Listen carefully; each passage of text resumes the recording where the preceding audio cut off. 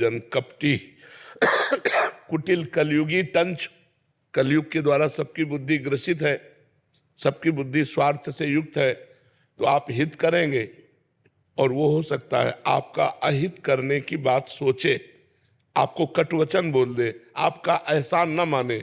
लेकिन जो सर्वलोक महेश्वर भगवान देख रहा है कि आपने उसके साथ अच्छा किया है, वो जब आपका अच्छा करेगा तो फिर हमें लगता है धैर्य रखना चाहिए। हम अच्छाई को तत्काल भजाने की कोशिश ना करें कि हमने आपको पानी पिलाया, आप लौटकर हमारी तरफ हाथ जोड़िए और बोलिए थैंक यू। ये भावना हमारी गलत है। ये भावना अगर हम छोड़ दें तो अच्छाई करने पर अच्छा ही होगा, परम अच्छा होगा, परम मंगल होगा। नेकी कर दरिया में डाल, ये बात क्यों नहीं लाते हम लोग? हम लोग ऐसा क्यों चाहते हैं कि हम इसका हित किया तो ये हमारे आगे झुके, ये हमारी बात माने? क्यों हम चाहते हैं? ये हमारी कमी है, इसीलिए दुख होता है। इसीलिए दुख होता है। हम सामने वाले का हित करके अनुकूलता चाहते हैं, इसलिए हमें दुख होता है। अगर हम अनुकूलता ना चाहें तो अनुकूलता तो मिलेगी ही, परमात्मा के द्वारा मिलेगी। ये लोग थोड़ी अनुकूलता देंगे, ये तो सब अपनी अपनी वासनाओं की पूर्ति के लिए है। वासनाओं की पूर्ति हुई तो कोई पहचानता भी नहीं है।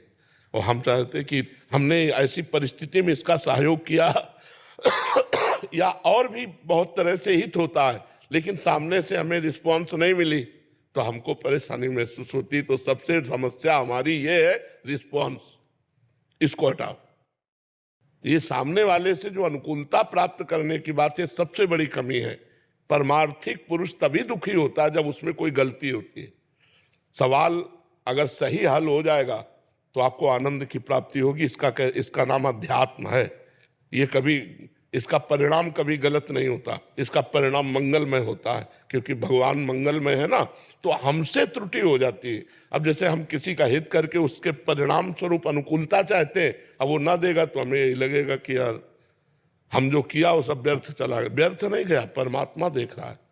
सच्चे परमार्थी तुम हो अगर हित करने वाले, तो तुम्हें केवल भगवान से चाह करनी चाहिए कि अनुकूलता तो भगवान देगा, ये क्या देंगे, हमें भगवान ने अवसर दिया, हम इनको अनुकूलता दे देते, अनुकूलता की मांग नहीं करते। तो देखो अभी हृदय आनंदित हो जाएगा। और ऐसे तो स्वार्थी संसार है ही, जब तक स्वार्थ बनेगा तब तक वो ऐसे रहेगा। और जिस दिन पता चला कि स्वार्थ पूरा हुआ तो तुम्हें कुछ नहीं समझेगा। तुम देखोगे ये वही है जिसके साथ मैंने इतना हित किया, फिर जलोगी। तो ये जलना आपकी कमी है, आपकी गलती। अगर आप अध्यात्म में सुधार कर लें तो आनंदित हो जाएंगे। रहीमदास जी ऐसे बांट रहे थे, लोगों ने कहा नेत्र नीचे क्यों किए हो, तो उन्होंने इसी बात से कहा कि लोग समझ रहे रहीम दे रहा है,